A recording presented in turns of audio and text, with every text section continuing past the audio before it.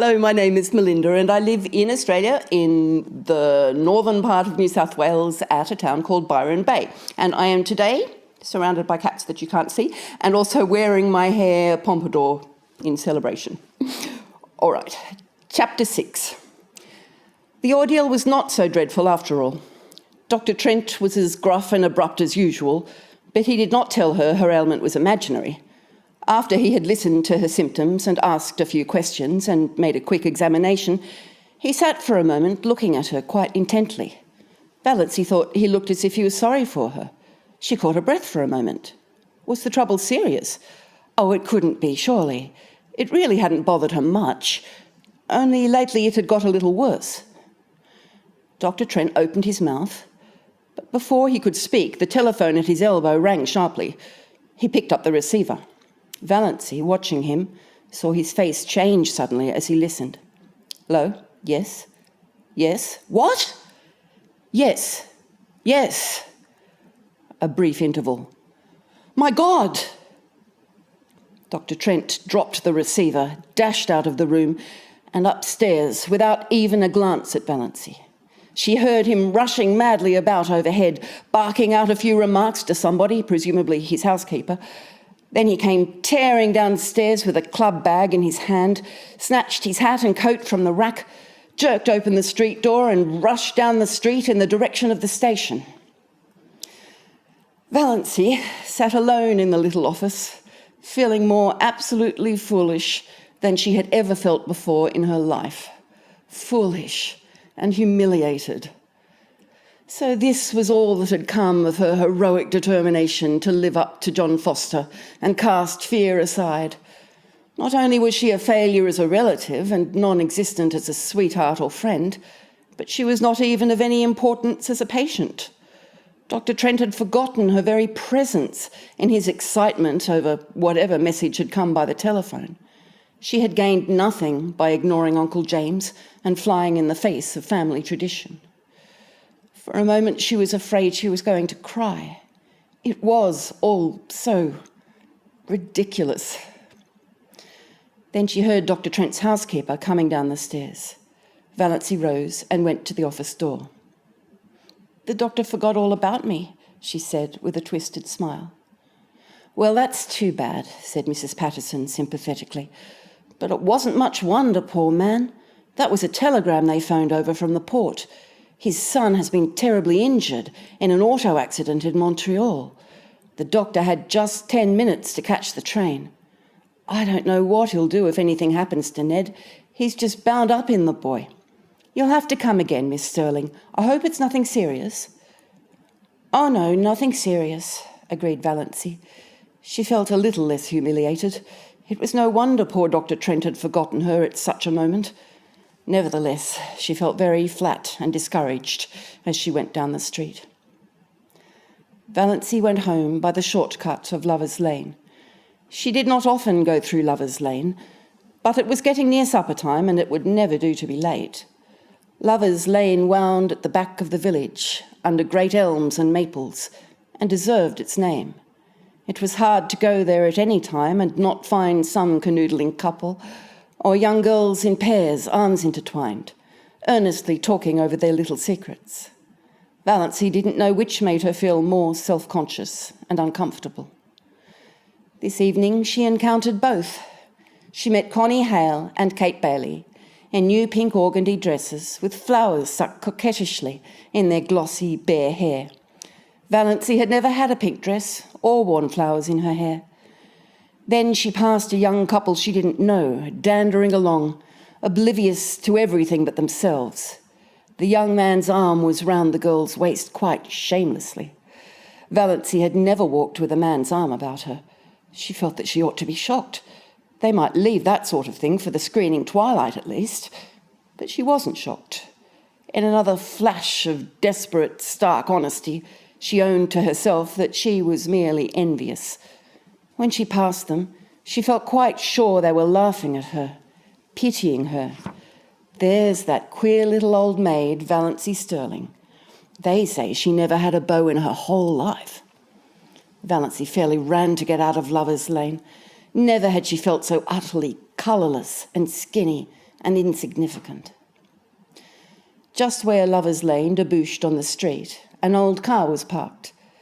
Valency knew that car well, by sound at least, and everybody in Deerwood knew it. This was before the phrase Tin Lizzie had come into circulation, in Deerwood at least. But if it had been known, this car was the tinniest of Lizzies, though it was not a Ford, but an old grey Slosson. Nothing more battered and disreputable could be imagined.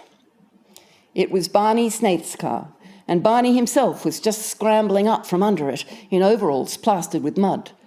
Valency gave him a swift, furtive look as she hurried by. This was only the second time she had ever seen the notorious Barney Snaith, though she had heard enough about him in the 5 years that he had been living up back in Muskoka. The first time had been nearly a year ago on the Muskoka Road. He had been crawling out from under his car then too, and he had given her a cheerful grin as she went by, a little whimsical grin that gave him the look of an amused gnome.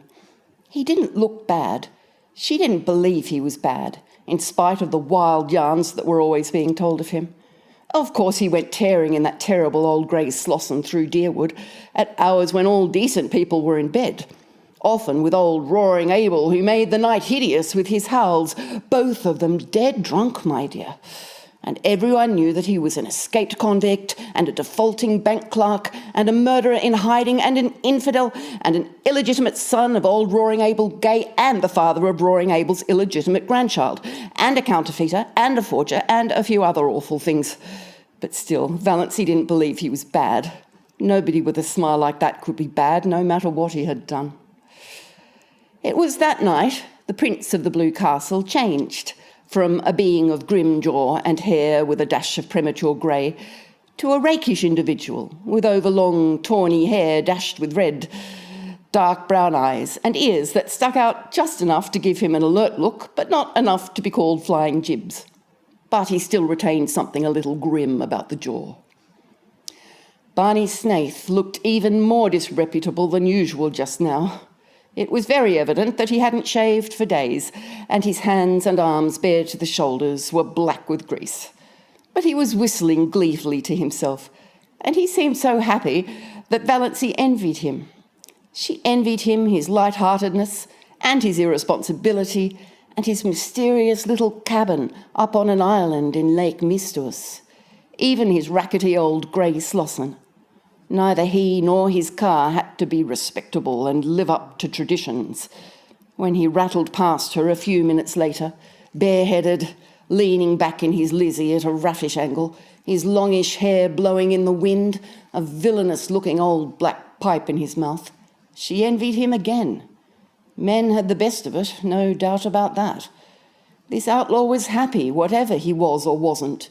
She, Valency Sterling, respectable, well-behaved to the last degree, was unhappy and had always been unhappy.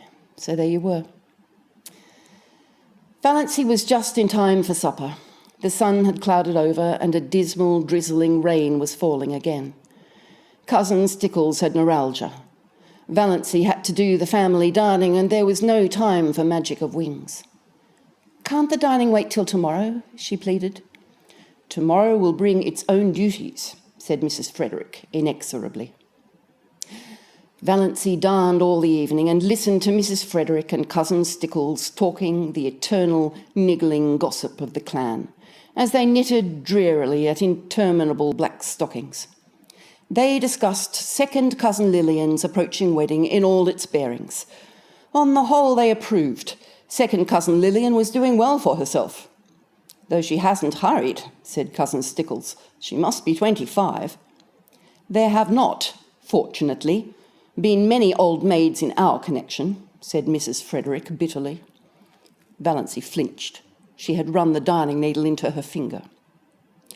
Third Cousin Aaron Gray had been scratched by a cat and had blood poisoning in his finger. "Cats are most dangerous animals," said Mrs. Frederick. "I would never have a cat about the house." She glared significantly at Valency through her terrible glasses. Once, 5 years ago, Valency had asked if she might have a cat. She had never referred to it since, but Mrs. Frederick still suspected her of harbouring the unlawful desire in her heart of hearts. Once Valancy sneezed. Now, in the Sterling Code, it was very bad form to sneeze in public.